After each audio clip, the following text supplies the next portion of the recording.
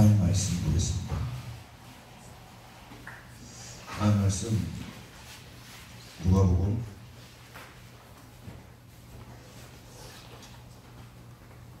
8장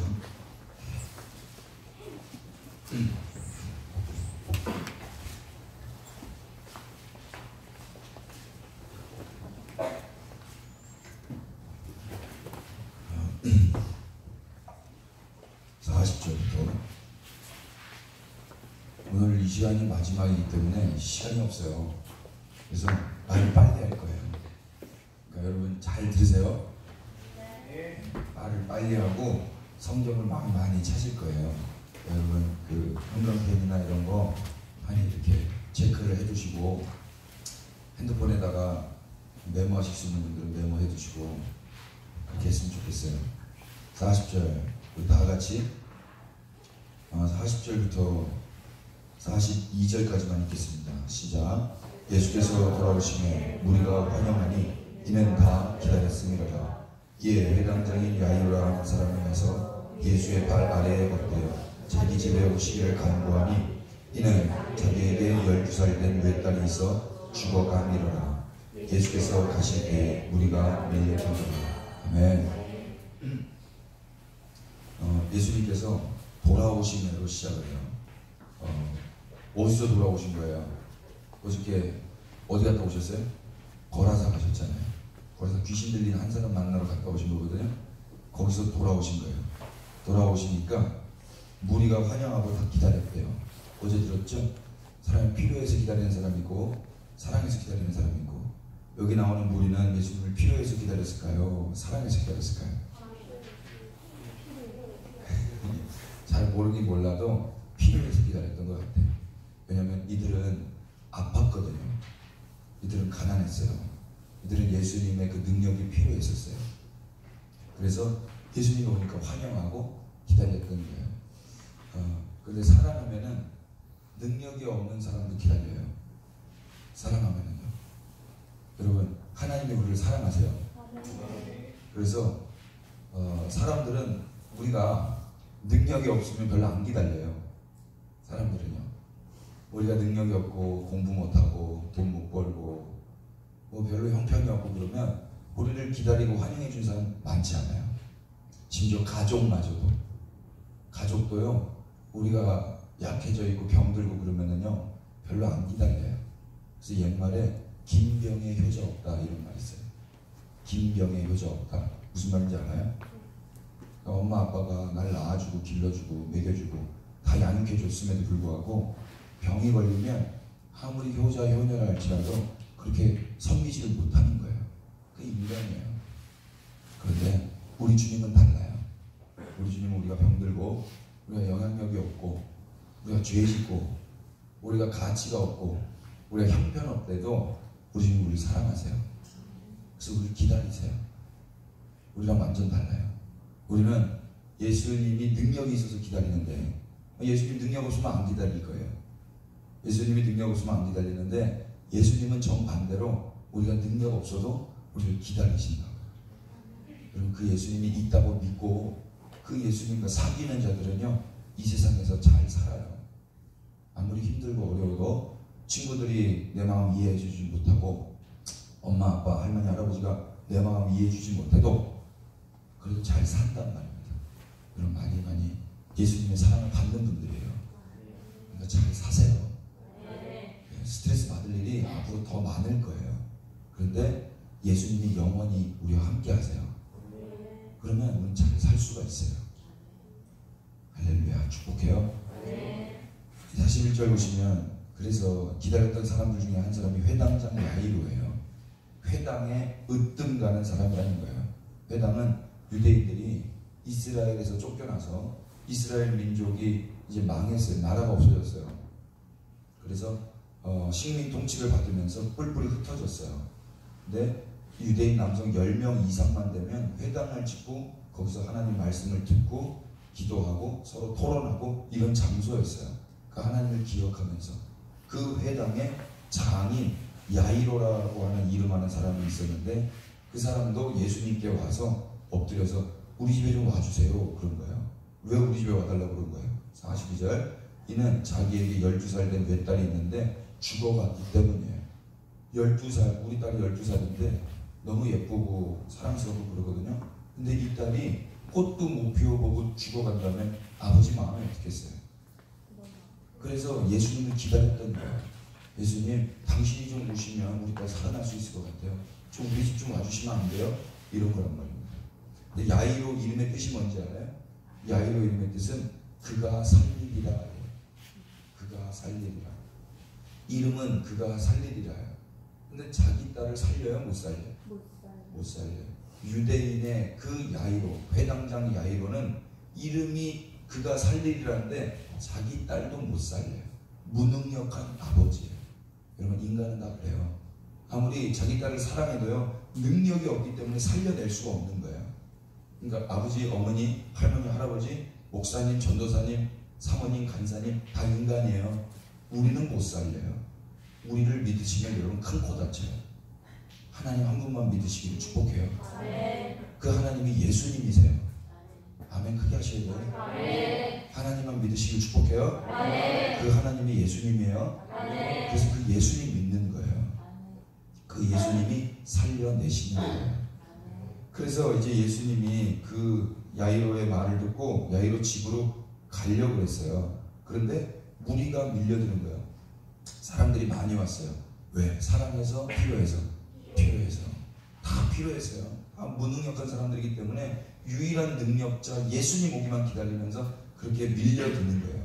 그때 43절 보세요. 다 같이 시작. 12회를 혈루증으로 앓는 중에 아무에게도 고침을 받지 못하던 여자가 44절 예수의 뒤로 와서 그의 옷가에 손을 대니 혈루증이 즉시 그쳤다.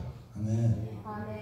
그때 또 12년 동안 혈루증으로 앓던 여자가 있었어요. 12해 동안 피가 몸 안에 있어야 될 피가 몸 밖으로 계속 새는 거예요. 여러분, 복이 뭐냐면 있어야 될 자리에 있는 거더라고요. 제 머리가 많이 복을 받았다면 머리털이 있어야 될 자리에 계속 있었을 거예요. 근데 지금 다 날아가 버렸어요. 건강한 사람은 피가 있어야 될 자리에서 계속 도는 거예요. 여러분, 주님 품 안에 계시는 게 복이에요. 있어야 될 자리에 있는 게 복이에요. 학생은 학교에서 있어야 되는 거예요. 직장인은 직장에 있어야 되는 거예요. 인간은 하나님 품 안에 있어야 되는 거예요. 물고기는 물에 있어야 되는 거예요. 그러니까 그게 복인데 그게 정상이에요. 일반적인 거예요. 근데 지금 이 여자는 피가 있어야 될 자리에 있지 않고 피가 없어야 될 자리로 계속 나가는 거예요. 이걸 부정함이라고 해요. 일반적이지 않고 정결하지 않고 부정하고 잘못된 상태예요. 근데 그 여자가 아무에게도 고침을 받지 못했어요. 12년 동안 그랬는데 12년 동안 얼마나 열심을 내서 한번 고쳐보려고 노력해봤을 거 아니에요. 근데 어느 누구도 고쳐주는 자가 없었어요. 능력이 없다는 이야기예요. 이 세상은 있어야 될 자리에 있게 하는 능력이 없어요. 탈모 약이 있는데요. 그 약은 있어야 될 자리에 있게 하지를 못해요. 그래서 제가 그 약을 한 달 동안 받아놓고 먹어야 되나 말아야 되냐 고민하다가 환불했어요. 이거 먹으면 불임이 될 수도 있는 강력한 약이에요. 그래서 탈모 약이라고 나온 것도 아니고 이걸 4분의 1로 잘라서 먹어야 돼요. 우리 여자들은 만지지도 못하게 하는 약이에요. 이게 호르몬에 대해서 이렇게 하기 때문에 이 세상은 있어야 될 자리에 있게 할 수가 없어요. 그건 하나님만 하실 수 있는 거예요. 학생이 학교에 있게 하는 거 이건 하나님만 할 수 있어요. 저는 공부를 못하던 사람인데 공부를 하나님이 하게 하셨어요. 있어야 될 자리에 있게 하신 거예요. 하나님이 하시는 거예요. 여러분, 그러니까 혹시 부모님들 계시면 있어야 될 자리에 없다고 너무 낙심하지 마시기를 바랍니다. 하나님이 행하시면 머지않아 언젠가 있어야 될 자리에 돌아오게 될 줄로 저는 믿습니다. 여러분들도 여러분의 성적이 있어야 될 성적이 있잖아요. 근데 지금 좀 안 있잖아요. 그러니까 그거에 대해 너무 낙심하지 마시라고. 하나님이 하시면 되는 거예요. 저는 57명 중에 53등을 했었어요. 그런데 뒤에 4명은 운동부여서 시험을 안 봤더라고요. 실제적인 꼴등이었어요. 그랬는데 하나님께서 저를 수석으로 졸업하게 하셨어요. 대학교에서는. 정말 이게 기적이에요. 저는 한 번도 학생들이 저한테 시험 때 와가지고 야, 민규야 무슨 문제 나와? 이런 거 물어본 적이 없던 저였어요. 그런데 대학교 가니까 학생들이 저한테 와서 시험을 물어보더라고요. 너무 난처하고 너무 낯설은 광경이었어요. 너무 좋더라고요. 아, 이런 기분이구나. 공부를 잘한다는 건 이런 기분이구나. 한 번도 못 느껴본 기분을 하나님이 느끼게 하셨습니다. 여러분, 하나님이 행하시면요, 있어야 될 자리에 있게 하는 거예요. 그 은혜가 여러분도 있었으면 좋겠어요. 그래서 제가 느껴봤던 그 낯설은 그 기분을 여러분 한번 느껴보시면 공부 더 하고 싶어질걸요? 아, 그러네. 우리 딸에게도 그런 은혜가 좀 있었으면 좋겠어요. 그래서 이 여자는 피가 있어야 될 자리에 있지 못하고 부정하고 죽어가고 있었던 가련한 여인이었습니다. 어느 누구 하나 이 여인을 도와줄 사람이 없었어요.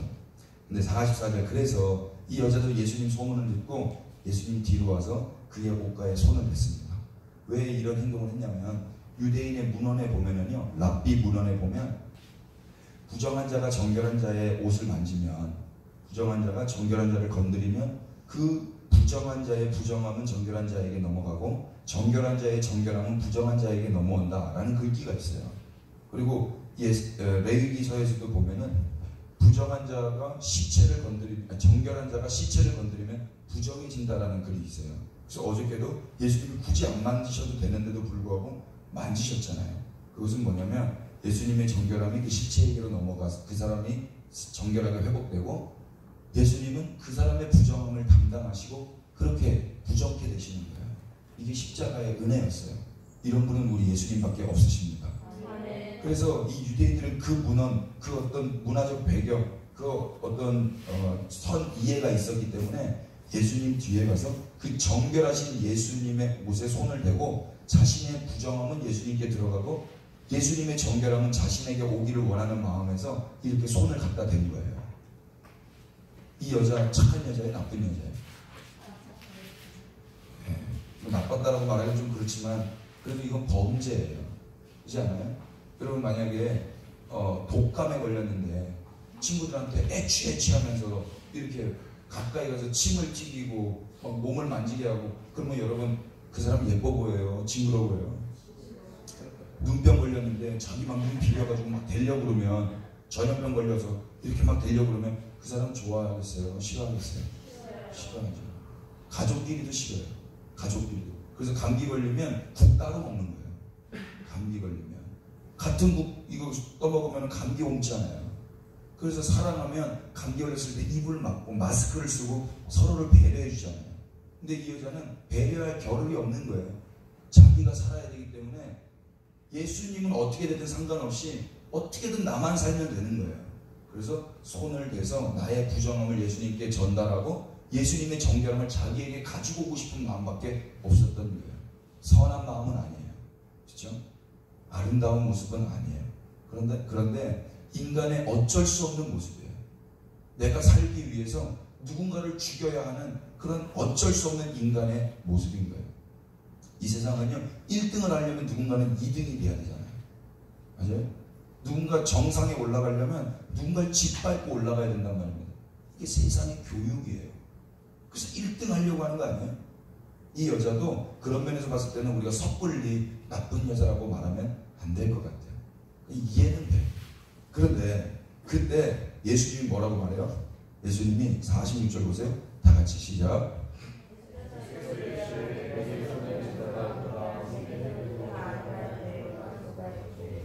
예수님이 누가 내 몸에 손댔다 이런 거예요. 이 여자는 사람들이 막 인파가 많으니까 살짝 떼고 회복되고 돌아가려고 했거든요. 그런데 예수님이 말하는 거예요. 누가 내 몸에 손댔냐. 이거 지금 이제 걸리기 일보 직전이에요. 그런데 그때 베드로가 뭐라고 이야기를 하는데, 사람들이 밀려서 그랬습니다. 그랬더니 45절을 아니었군요. 46절에 예수님이 아니야, 내게 손댄 자가 있어.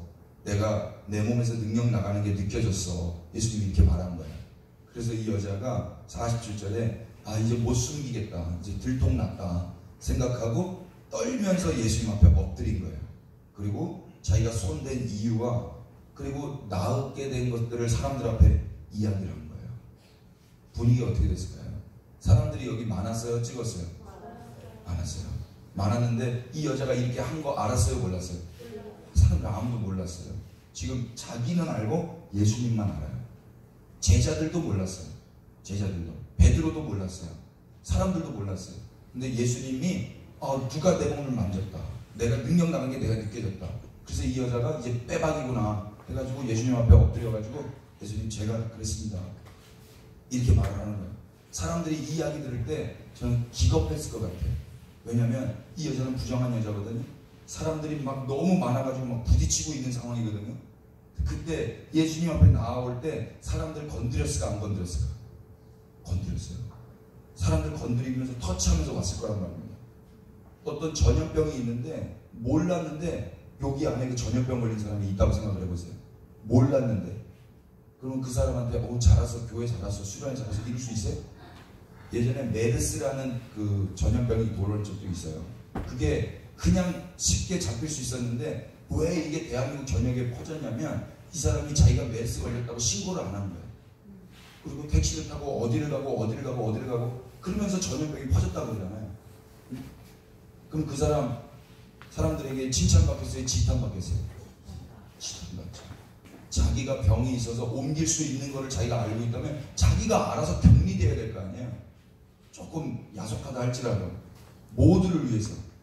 그런데 자기 살겠다고 예수님께 나오고 사람들 다 건드리면서 나왔단 말이에요. 이 이야기를 들으면 이제 사람들이 이 여자 돌로 쳐 죽여도 아무도 할 말 없는 거예요.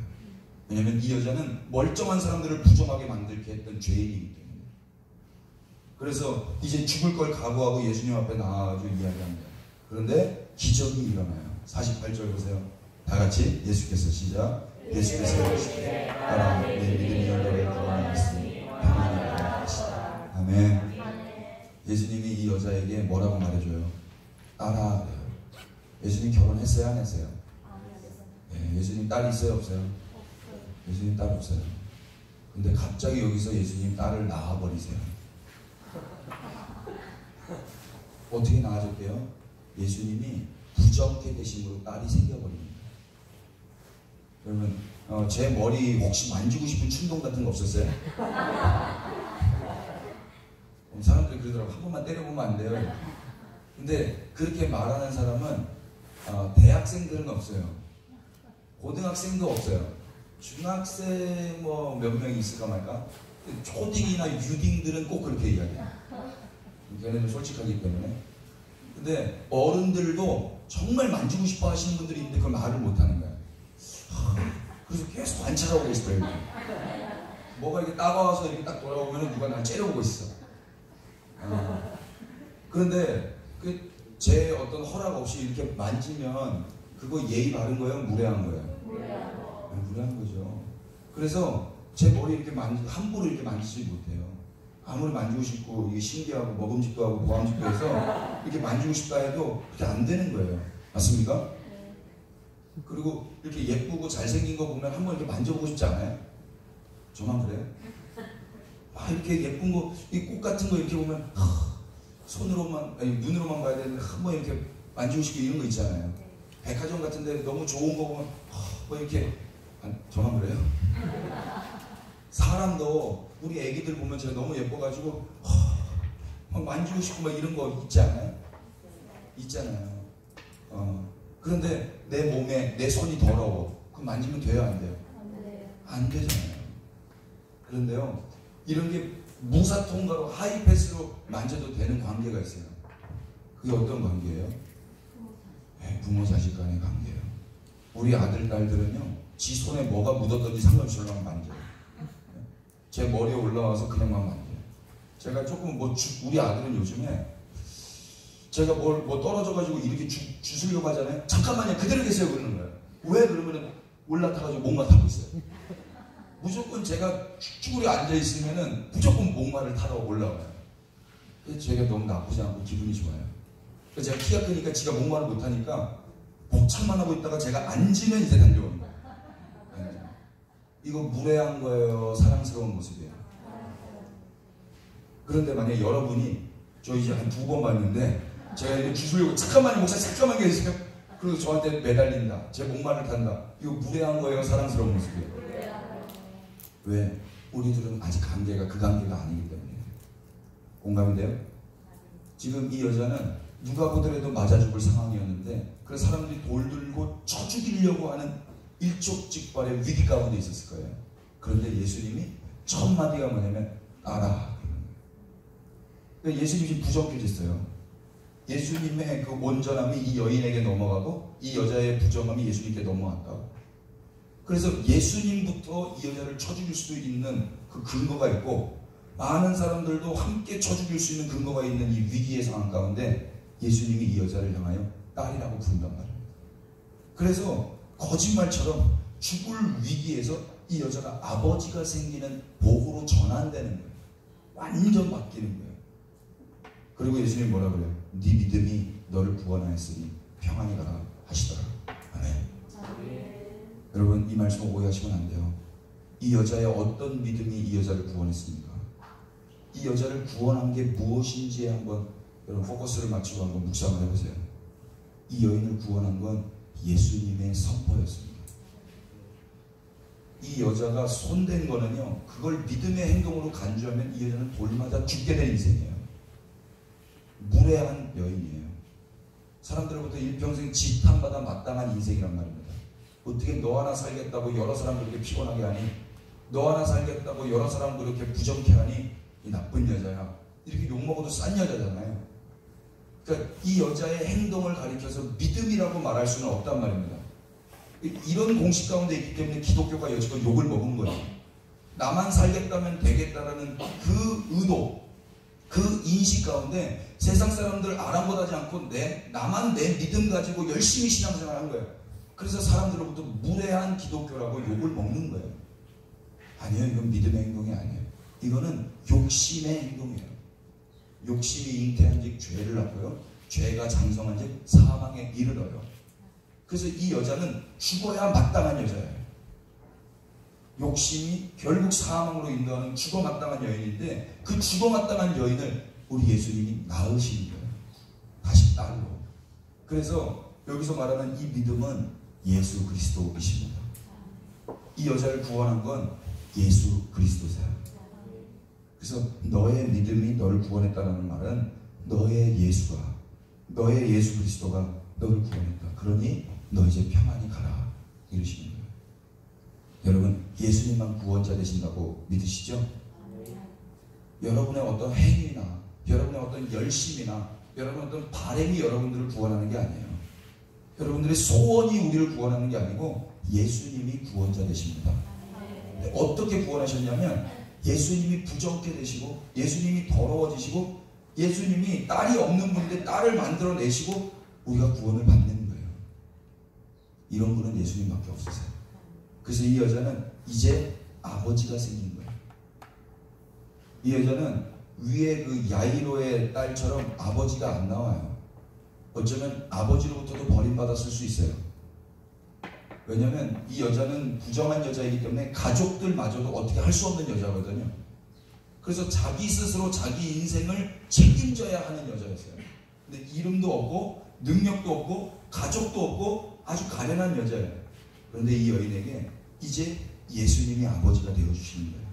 예수님이 능력이 되어주시고 치료가 되어주시고, 그래서 이 여자는 이제 평안히 살 수가 있는 거예요. 여러분들도 이 예수님의 아버지가 된다면 여러분들 인생이 평안할 줄로 믿습니다. 네. 여기까지가 사실 어저께까지 해야 되는 거였어요. 그리고 오늘 아침에는 이제 이렇게 아버지가 생긴 자들이 어떻게 사는지에 대해서 짧게 이야기하려고 해요. 더 해도 돼요? 네. 좀 얼굴 좀 잘못됐는데 괜찮아요? 완전 지금 눈 완전 괜찮아요? 그렇죠? 그렇죠. 해요? 짜증내지 않아요? 자, 이렇게 아버지가 생긴 사람들이 어떻게 사는가? 예레미야서 1장 보세요.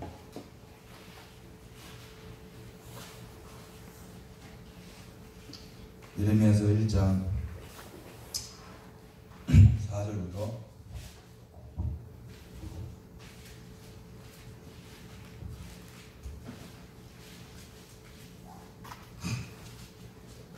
찾으셨어요?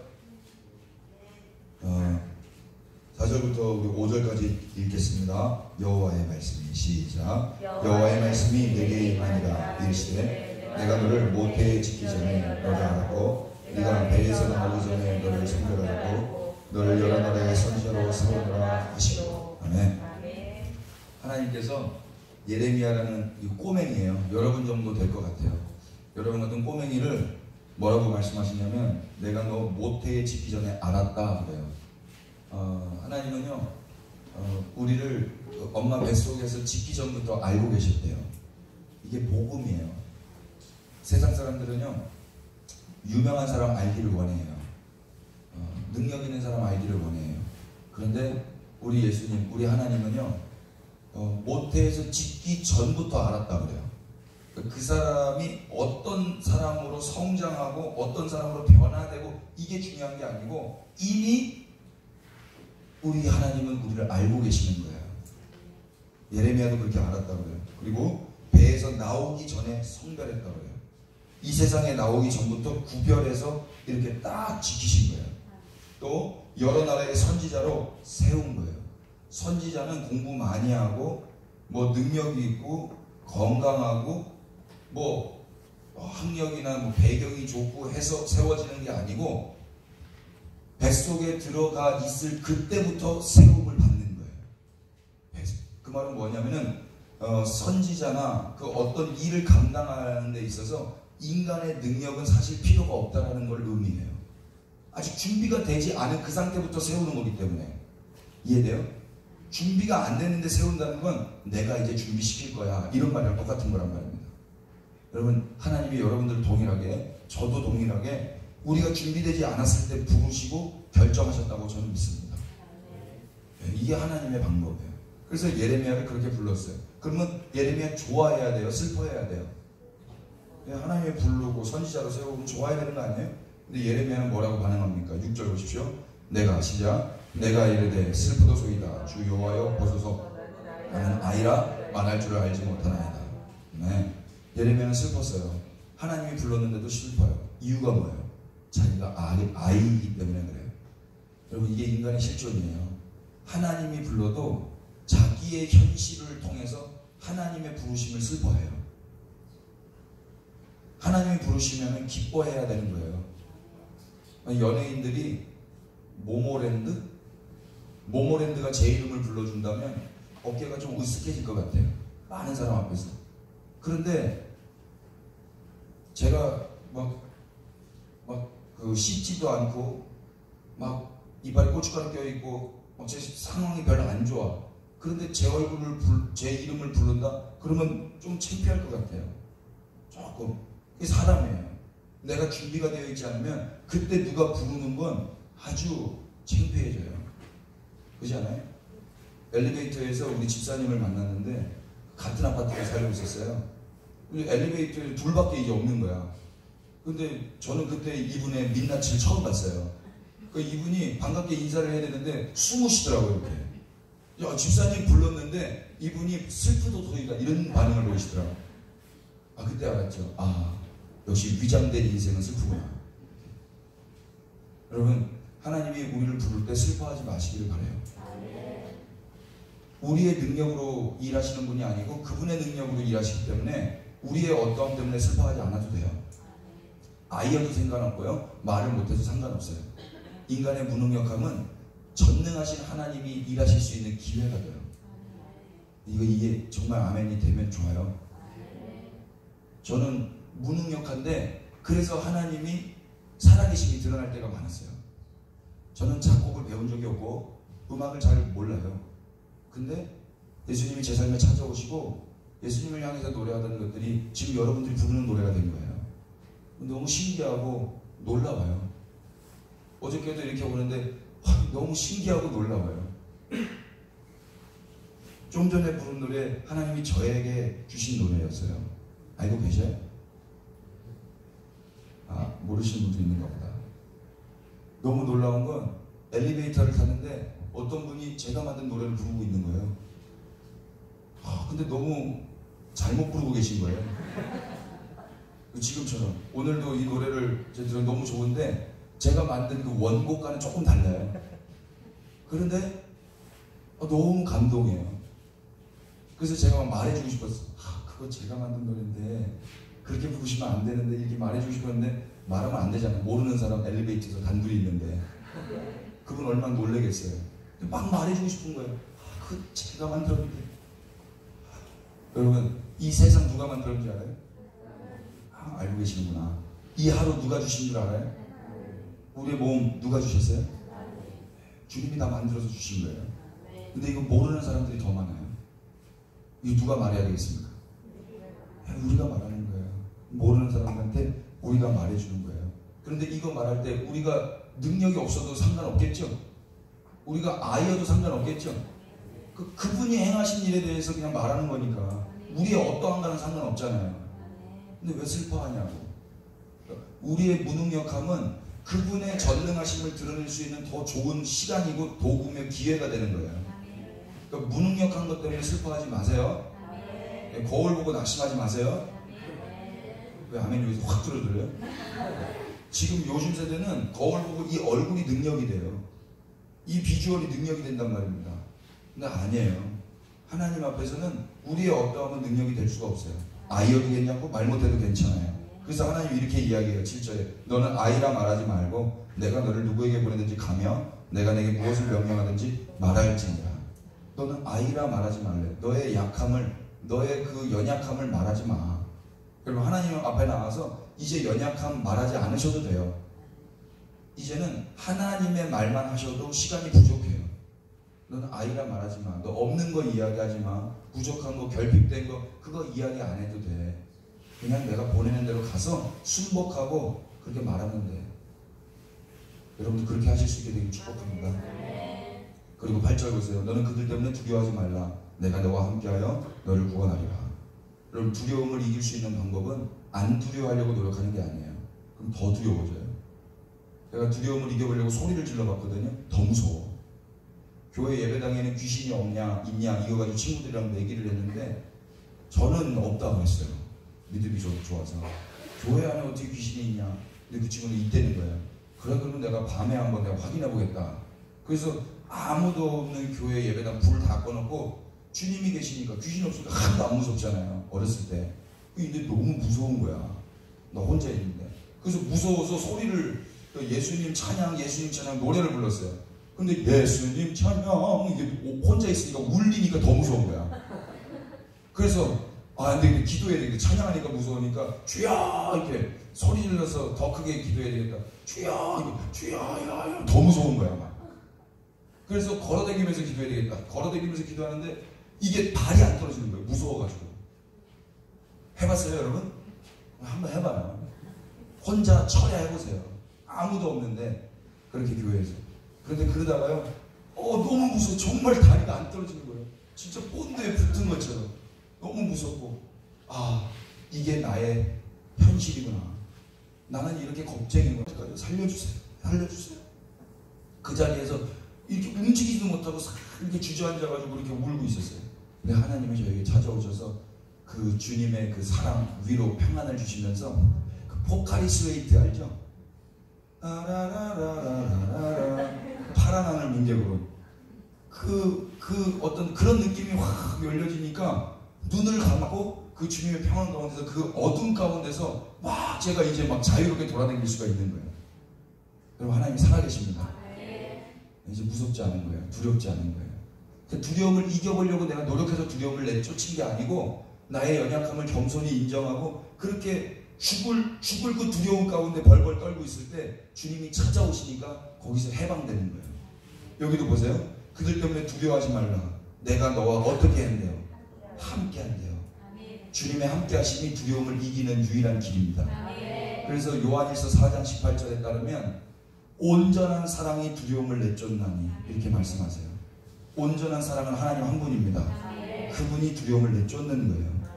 물리학에서 차가움이라는 것은 없대요. 혹시 물리학 전공하신 분인지 모르겠는데 물리학에서 차가움을 정의할 때 차가움이라는 것 자체는 없대요. 차가움을 뭐라고 정의하냐면 열 없음이 차가움이라고 합니다. 그렇구나. 차가움이라는 건 존재하는 게 아니고 열이 없는 그 상태를 일컬어서 차가움이라고 이야기하는데 그래서요 그거를 그 말에 빗대어서 악이라는 것도 없어요. 악은 뭐냐면 선 없음이 악인 거예요. 어둠이라는 것도요, 어둠은 없어요. 빛 없음이 어둠인 거예요. 여러분, 이 세상이 어두운 이유는요, 어둡기 때문에 어두운 게 아니고 빛 대신 예수님이 없기 때문에 그런 거예요. 그래서 그 빛 대신 빛의 사자들이 그 어둠 땅 가운데 가면 어둠은 물러나고 빛이 임하게 되는 것입니다. 차가웠던 이 세상도 그 따뜻하신 성령님 품고 사는 사람들이 가게 되면 그 땅은 다시 따뜻해질 줄로 믿습니다. 누가 아시겠습니까? 그거예요. 그 주님과 함께 동역하고 동행하는 그 사람들이 가면 이제 두려움 없는 거예요. 나 두려움 없네, 두려움 없도다. 정말 예전까지는 너무 두려웠어요. 미래가 무섭고 아침에 오는 게 두려웠어요. 깜깜해지는 게 너무 무서웠어요. 잠자는 것도 그래서 너무 무서웠어요. 잠이 안 오는 거예요. 근데 예수님이 세상에 찾아오고 나서는 이제 두려운 게 없는 거예요. 무서운 게 없어요. 여러분, 이게 얼마나 큰 자유고 복인 줄 몰라요. 예수님 믿는 사람들은 이 자유를 누리며 산단 말입니다. 아버지가 계시고 주님이 나와 함께 하시고, 그럼 정말이요, 이 예수님이 살아계세요. 예수님이 여러분들을 사랑하시고 만드셨어요. 영원토록 함께 하신다고 약속하셨단 말이에요. 그분은 약속하시면 지키시는 분이에요. 정말 아멘이죠? 너무 아멘, 너무 세게 잘해가지고 제가 은혜를 받아요. 근데 어저께도 이야기했지만 생각을 하면서 은혜를 받으시길 축복해요. 네, 정말이에요. 그렇게 예수님이 함께 한다고 그랬어요. 그러면서 그 함께하는 징표로 9절에 보세요. 예수님이 손을 내밀어 예레미야의 입에 대셔 주셔요. 하나님은 사실 손은 없어요. 하나님은 영이세요. 그런데 예레미야가 느낄 수 있도록 예레미야 입에 하나님의 손을 갖다 대주세요. 이거 사랑이에요. 엄청난 사랑. 그래서 뭐라고 말씀하시냐면, 여호와께서 내게 이르시되 보라, 내가 내 말을 네 입에 두었노라 그래요. 예수님의 말이 이제 어디에 있는 거예요? 예레미야의 입에 있는 거예요. 그럼 이제 예레미야의 입은 누구의 말을 하는 거예요? 하나님의 말을 하는 거예요. 여러분들도 하나님의 손이 여러분의 입에 대어지어서 여러분이 가는 곳곳마다 하나님의 말씀하시길 축복해요. 하나님은 영이셔요. 그래서 입이 있어요, 없어요? 영은 없는 거예요. 육이 있는 거고 영은 형체가 없는 거예요. 보이지 않는 거예요. 그 영이에요. 그래서 하나님의 입을 보고 싶을 때는 하나님의 손을 갖다 댄 그 하나님의 입들을 통해서 보는 거예요. 그게 누구예요? 예레미야고 지금 저와 여러분이라고 믿습니다. 이 세상에 그 하나님의 입을 통해서 하나님의 말씀이 증거되면 어둠과 차가움과 악은 물러나게 되는 것입니다. 이 일 가운데 하나님이 아무것도 아닌 무능력한 어린아이 예레미야를 부르시는 거예요. 동일하게 우리를 그렇게 부르신단 말입니다. 여러분 그렇게 쓰임받으시기를 축복합니다. 그래서 뭐 하냐면 10절에 내가 오늘 너를 여러 나라 여러 왕국 위에 세워 그것들을 뽑고 파괴하며 파멸하고 넘어뜨리며 건설하고 심게 하였다 그래요. 6가지 동사가 나오는데 무엇이에요? 첫 번째는 부정적인 동사예요. 뽑다, 파괴하다, 파멸하다, 넘어뜨리다. 건축을 하려면 이래야 되는가 봐요. 처음에는 다 무너뜨려야 되는 거예요. 뽑고 파괴하고 파멸하고 넘어뜨리고 그 다음에 건설하고 심는 거예요. 여러분, 꼬맹이가 여러 나라 여러 왕들 앞에 나가서 뽑고 파괴하고 파멸하고 넘어뜨리면 귀여워할까요? 맞아 죽이려고 할까요? 때려 죽이려고 할까요? 예, 하찮고 같지 않은 그 꼬맹이가 와가지고 왕 앞에 나와서 뽑고 파괴하고 파멸하고 넘어뜨리면 하찮잖아요. 같지 않잖아요. 그래서 때려 죽이려고 하는 거예요. 그런데 이 사명을 이제 감당하는 거란 말입니다. 아마 여러분들이 그 어린아이의 모습으로 이 세상에 나아가서 하나님의 입으로 살아갈 때 세상이 여러분들을 가만 놔두지 않을 거예요. 하찮고 같지 않게 여길 수도 있어요. 그러나 그렇다고 그 하나님의 입의 역할을 포기할 수는 없는 것입니다. 하나님이 함께 하셔서 두려움 없게 하신다고 약속하셨습니다. 구원하신다고 약속하셨어요. 그 말씀 믿고 우리는 그 여러 나라 여러 왕국에 나가서 뽑고 파괴하고 파멸하고 넘어뜨리는 말을 하는 거예요. 말. 그리고 나서 심고 건설하는 거예요. 이것도 말로 하는 거예요. 이것도 여호와의 말로. 그 말을 기도라고도 말할 수 있어요. 그 말을 선포라고도 말할 수 있어요. 이 기도 못하면 이 말씀을 가지고 그렇게 그냥 이야기하면서 돌아다녀도 되는 거예요. 그러면 주님이 행하실 것입니다. 할렐루야. 이 일을 위해서 우리가 부름받았어요. 선택받았어요. 선택받는 건 좋은 거예요? 좋은 거예요? 예, 근데 선택은요, 버림받음이랑 똑같은 단어예요. 저는 이 물을 선택했어요. 물이 많아요? 아까 하나 또 있었는데 없어졌네. 물이 여러 개 있는데 저는 이걸 선택했어요. 선택한과 동시에 이 물은 어떻게 돼요? 저한테 먹혀지는 거예요. 이제 없어지는 거예요. 저는 이 옷을 선택했어요. 이 옷을 선택하는가 동시에 이 옷은 제가 입고 있는 만큼 닳아 없어지는 거예요. 제가 어떤 연필을 선택해요. 그러면 이 연필은 제가 선택했기 때문에 쓰여져 없어지는 거예요. 맞아요? 주님이 여러분들을 선택하셨습니다. 그러면 여러분들이 이제 닳아서 없어지는 거예요. 왜 아멘 안 해요? 우리는 그렇게 가는 거예요. 성경에 보세요. 많은 선지자들을 하나님 선택하셨습니다. 이스라엘이라는 나라를 선택하셨습니다. 교회를 선택하셨습니다. 그러면 그들의 삶은 이제 어떻게 될까요? 닳아져 없어집니다. 바울이 그렇게 닳아져 없어졌어요. 뭐 멀리 갈 것도 없어요. 예수님을 하나님이 선택하셨습니다. 내가 택한 종 내 아들, 내가 기뻐하는 자. 예수님이 하나님의 선택을 받으셨어요. 그래서 예수님이 버려지는 거예요. 그런데 예수님의 버려지심으로 우리가 구원을 받았어요. 우리가 선택받았습니다. 그럼 우리 버려질 것입니다. 그러나 우리의 버려짐으로 누군가는 다시 선택받게 될 것입니다. 이 메커니즘이에요. 이게 교회의 사명이란 말입니다.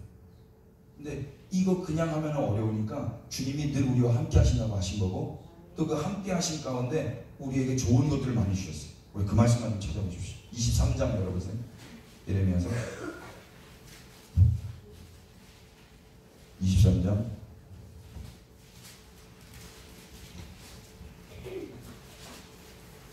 21절 다같이 시작. 이 선지자들은 내가 보내지 아니하였어도 다름질하며 내가 그들에게 이르지 아니하였어도 예언하였은지 그들이 만일 나의 회의에 참여하였더라면 내 백성에게 내 말을 들려서 그들을 악한 길과 악한 행위에서 돌이키게 하였으리라. 아멘. 이때 당시에는 거짓 선지자와 참 선지자가 있었어요. 대체적으로 예레미야를 빼놓고는 다 거짓 선지자였어요. 그 거짓 선지자의 특징이 뭔가 하니 하나님께서 보내지 아니하였어도 다름질하는 거예요. 달리게 하는 거예요. 그래서 여러분 열심히 달려나가는 게 중요한 게 아니고 하나님이 보내시는 게 더 중요한 거예요. 하나님이 선택해서 보내시지도 않았는데 지가 지 열심 가지고 열심히 달려나가는 거 잘못되는 거예요. 그게 거짓 선지자의 특징이었어요. 그리고 하나님께서 말하지도 않은 걸 가지고 예언하는 거예요. 예언은 미래의 이야기를 이야기하는 게 아니고요. 미리 들은 이야기를 전하는 거예요. 미리 예자예요. 미래를 전하는 게 아니고 미리 들은 이야기를 가지고 하나님께 들은 이야기를 전달하는 게 예언자란 말입니다. 근데 이 거짓 선지자들은 듣지 않고 지 맘대로 전하는 거예요. 이게 거짓 선지자인데 여러분 듣고 전하시기를 축복해요. 그래서 22절에 뭐라고 하냐면 그들이 만일 나의 회의에 참여하였더라면 그래요. 나의 회의. 여기서 나는 하나님이세요. 하나님의 회의가 있습니다. 하나님의 회의가 있어요. 그 회의장에는 누구만 들어갈까요? 회원들만 들어가요. 하나님의 나라는 멤버십입니다. 멤버십 카드가 있으면 혜택 받죠? 멤버십 카드. KT는 파인트 한 달에 한 번씩 반값이에요.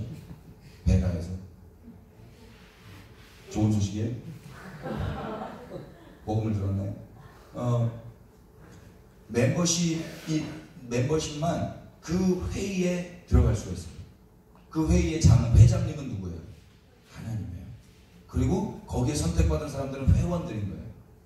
그 선택받은 자 중에 한 명이 누구라는 거예요? 예레미야. 그리고 우리예요. 아멘 합시다. 그럼 내가 회원인가 아닌가 어떻게 확인하면 돼요? 여호와의 회의에 참여한 경험이 있는가 없는가 자기를 보면 돼요. 그 회장님의 음성을 듣고 회장님의 마음을 알고 그 회장님의 명령과 지시를 알고 이제는 뭐 하냐면 회의장을 나가는 거예요. 회사에서 회의를 아침에 할까요? 저녁에 할까요? 예, 대체로 아침에 해요. 뭐 급하면 뭐 시도 때도 없이 하는데 긴급하면 뭐 아무 때도 하지만 대체로 아침에 근무 시작하기 전에 회의를 하는 거예요.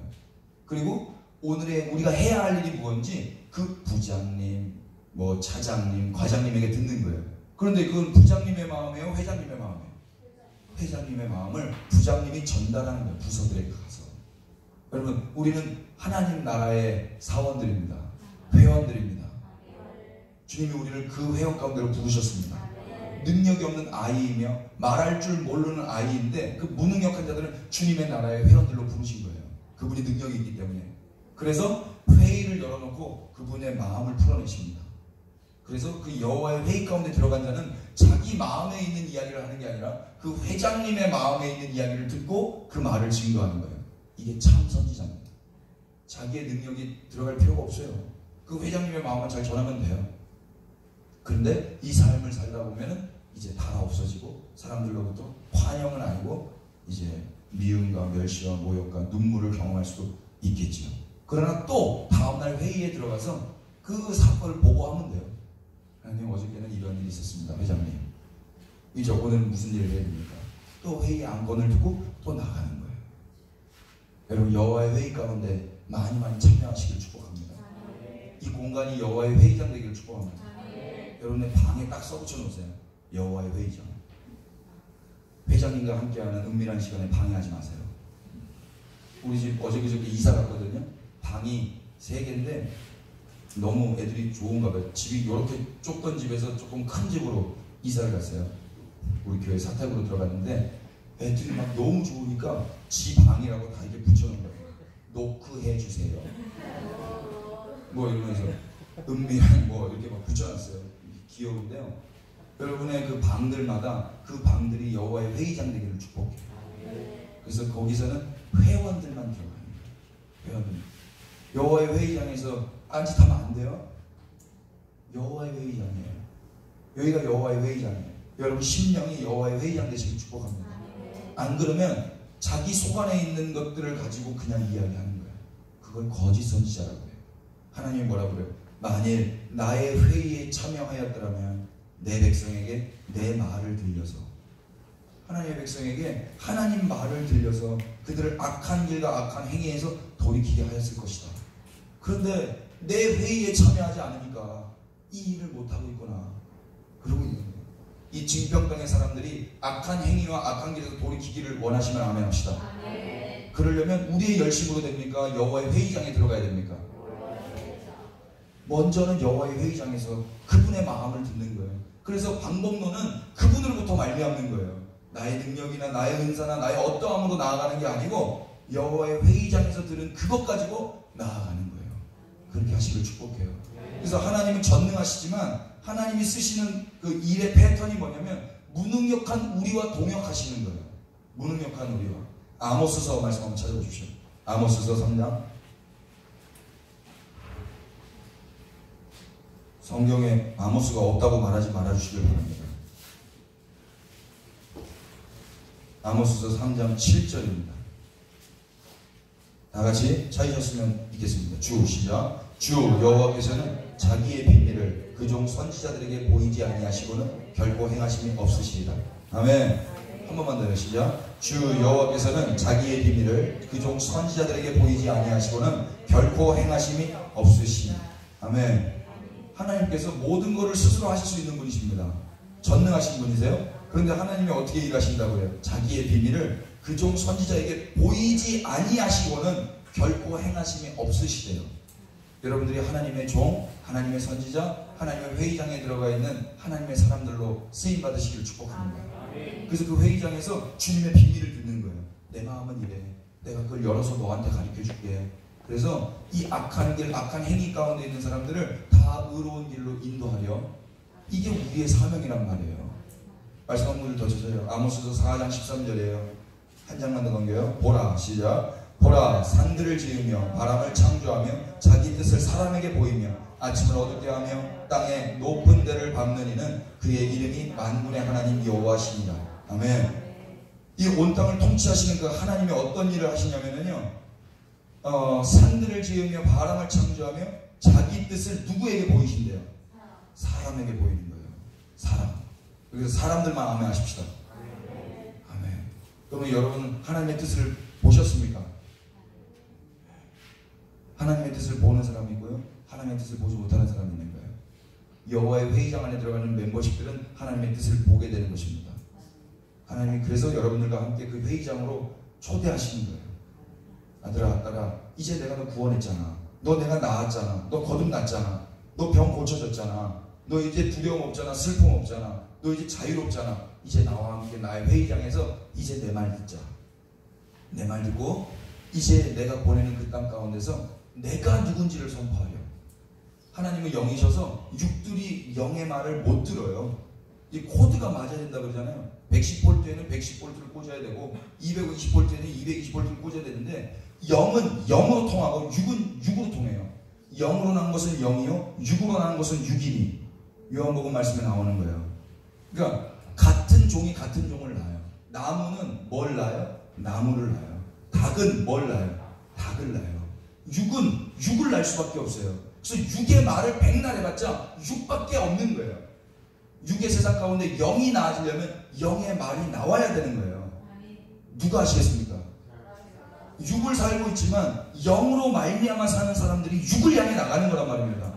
여호와의 회의장 가운데 들어가서 그 비밀을 받은 자들이 이제 육의 세상으로 나가서 영이 보여지지 않고 영이 들려지지 않는 사람들에게 영의 말을 하는 거예요. 그게 우리의 사명이란 말입니다. 그래서 살려놓으신 거예요. 그래서 고쳐놓으신 거예요. 그래서 그것 증거하시면 되는 겁니다. 할렐루야. 하나님께서 모두가 다 선지자 되기를 원해하세요. 여러분이 선지자이십니다. 선지자는 어떤 용한 사람이 아니고 미리 그분의 음성을 들은 자들은 다 선지자예요. 민수기서 한번 찾아보세요. 민수기서 11장 29절. 여러분 성경 많이 보시기를 축복해요. 매일매일 여호와의 회의장에서 성경을 열어놓고 하나님의 음성을 듣는 거예요. 11장 29절 다같이 모세가 시작. 모세가 그에게 이르되 네가 나를 두고 시기하느냐? 여호와께서 그의 영을 그의 모든 백성에게 주사 다 선지자가 되게 하시기를 원하노라. 아멘. 모세가 사람들한테 이야기를 하는 거예요. 나는 모두가 다 선지자 됐으면 좋겠어. 근데 어떻게 선지자가 된대요? 하나님께서 그의 영을 모든 백성에게 부어주면 그들이 다 선지자가 되는 것입니다. 그러면 이제 육 가운데 살고 있던 사람도 그 영을 받은 사람은 그 영의 하나님의 마음을 알아서 예수님의 하나님의 마음을 증거할 수 있는 선지자가 되는 거예요. 이 일을 이루시기 위해서 십자가에 달려 죽임 당하신 겁니다. 그래서 십자가에서 죽으시고 부활하시고 승천하시고 그분의 영을 우리에게 부어주신 거예요. 과거에는 어떤 특별한 특정한 사람들에게만 부어졌다면 이제 만민에게 부어지는 겁니다. 남종에게도 부어지고 여종에게도 부어지고 어린 아이에게서부터 노년에 이르기까지 주의 영이 부어지는 거예요. 자녀들은 예언할 것이요 청년들은 환상을 보고 아비들은 꿈을 꾸리라. 주의 영이 임하면 주의 영이 임하면 이제 그 여호와의 회의 가운데서 그 비밀을 알게 되고 비밀을 알게 되면 이제 여호와의 동역자로 살아가게 되는 거예요. 내가 말을 못하고 내가 어린아이이고 내가 무능력하다 할지라도 그 여호와의 회의장 안에 들어가서 그분의 비밀을 들은 여호와의 선지자, 여호와의 종으로 살아간다면 우리는 그렇게 이 육의 세상 가운데 영을 증거할 수 있는 것입니다. 여러분의 사명이 그거예요. 교회의 사명이 이것이란 말입니다. 다 이해되세요? 네. 하나님께서 그래서 먼저 우리에게 찾아오셨고 우리를 선택하셨고 우리를 구별하셨어요. 여러분 열등감은요 열등함 때문에 생기는 감정이 아니에요. 열등감 같은 거 느껴봤어요? 저는 많이 느껴봤어요. 저는 많이 느껴봐가지고 이 열등감을 해소해 보기 위해서 우월해지려고 했었어요. 내가 우월해지면 이 열등감에서 해방될까? 그래서 열심히 노력했던 거예요. 키가 되게 작았어요. 중학생 때까지 147인가 그랬어요. 갑자기 고등학교 때 10cm, 15cm, 25cm가 큰 거예요. 사람이 25cm가 크면 완전 달라져요. 제가 지금 이 대머리, 저기 대머리거든요. 대머리 아저씨인데 여기서 지금 키가 크니까 그래도 사람들이 그래도 잘 어울리세요 뭐 이렇게 말을 하지 만약 키가 이랬다 생각해요. 그냥 대머리 아저씨예요. 그렇지 않아요? 그죠? 그러니까 저는 이게 열등했다. 그래서 이 열등함을 해결해 보려고 이렇게 키가 커지고 싶어긴 했어요. 근데 안 크는 거예요. 농구도 하고 뭐 계속 점프 줄넘기도 하고 안 되는. 공부 못하는 게 열등했었어요. 공부를 잘 못했어요. 안 되는 거예요. 아무리 해도 안 돼. 너무 슬펐어요. 너무 수학 시간 너무 힘들었어요. 저는. 그래서 우리 딸이 너무 공감이 돼요. 우리 딸이 문제집만 열면 눈물이 흘러요. 제가 그랬거든요. 제가 그래서 그거 안 해도 돼. 하지 마. 그래서 제가 그랬거든요. 저는 아직도 7단 8단이 어려워요. 9단. 아직도 헷갈려요. 7단 8단.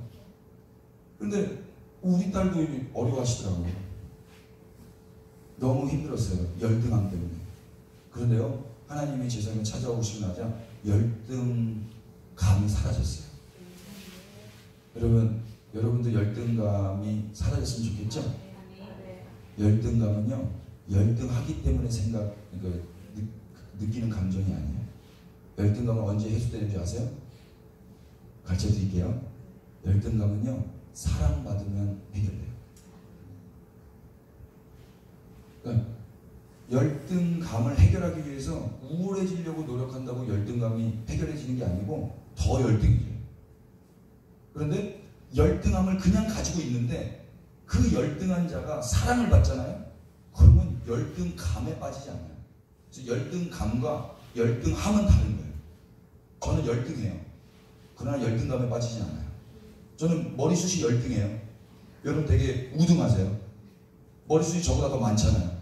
근데 저는 이게 조금 열등하다고 해서 열등감에 빠지지 않는다고. 이유가 뭐예요? 우리 둘째가 저를 사랑하잖아요. 우리 첫째도 저를 사랑해요. 우리 막내도 저를 사랑해요. 우리 집사람도 저를 사랑해요. 우리 교회도 저를 사랑해요. 무엇보다 하나님이 저를 사랑해요. 그러니까 내가 요즘 속았네. 이거 열등하면 나 열등감에 사람들이 나를 이렇게 무시할 줄 알았는데 아니었네. 제가 자유로워. 여러분 열등한 거 있죠? 뭐 얼굴이 열등할 수도 있고 키가 열등할 수도 있고 성적이 뭐 가정 형편이 성격이 열등한 거 있잖아요. 근데 그거 상관없어요. 열등함은 열등감으로 이어지면 안 돼요. 그래서 주님이 사랑해 주신 거예요. 근데 만약에 주님은 사랑해 주셨는데 주님은 불러주셨고 나와 함께 동역하자. 너의 열등함마저도 내가 널 사랑해서 나와 함께 동역했으면 좋겠어. 불러줬는데 여전히 열등감 가운데 쩔어 있는 거야. 그러면 하나님의 사랑을 믿지 않는 거예요. 이게 마귀가 하는 일이에요.